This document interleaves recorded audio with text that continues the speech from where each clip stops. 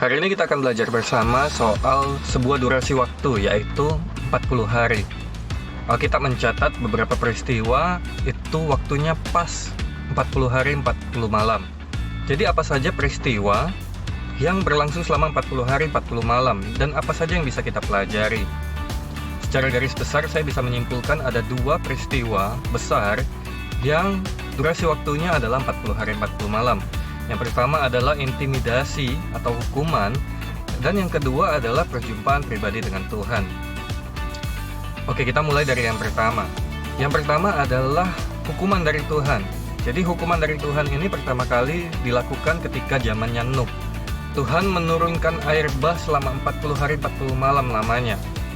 Jadi peristiwa 40 hari yang pertama adalah hukuman dari Tuhan.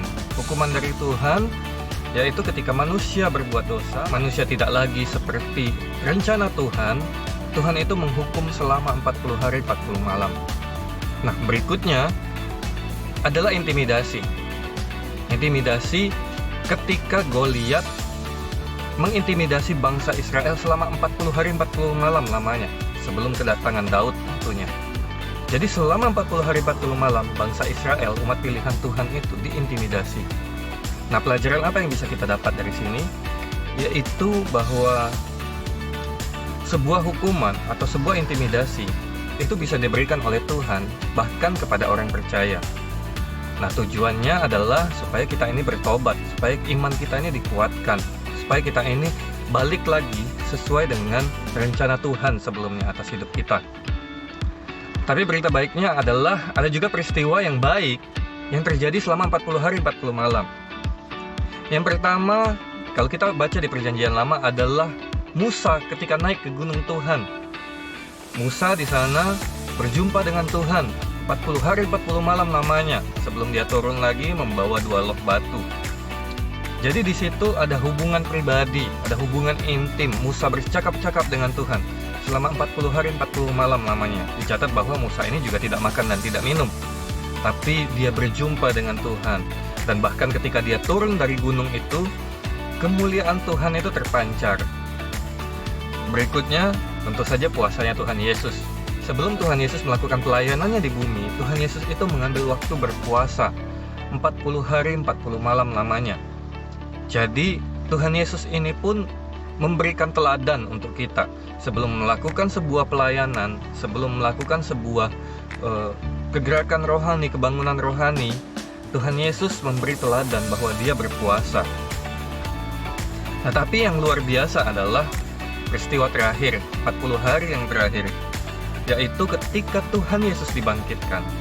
Ketika Tuhan Yesus bangkit dari kematian, bangkit mengalahkan alam maut, dicatat bahwa Tuhan Yesus itu 40 hari lamanya bersama murid-murid.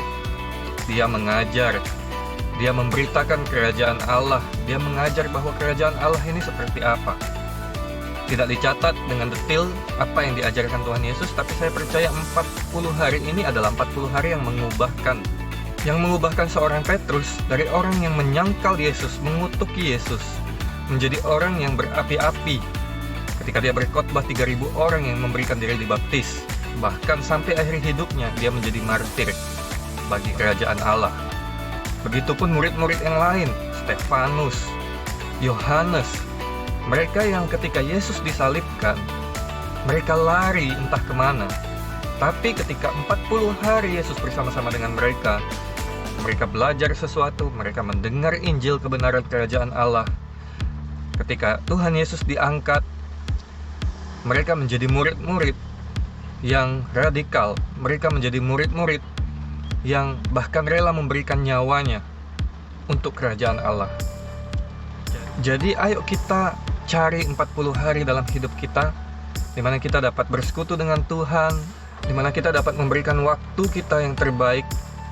40 hari tentunya waktu yang tidak begitu lama, tapi jika kita benar-benar kita memberikan waktu kita mengejar kehendak Tuhan, kita berdoa, berpuasa, saya percaya bahwa akan ada sebuah terobosan dalam hidup Anda.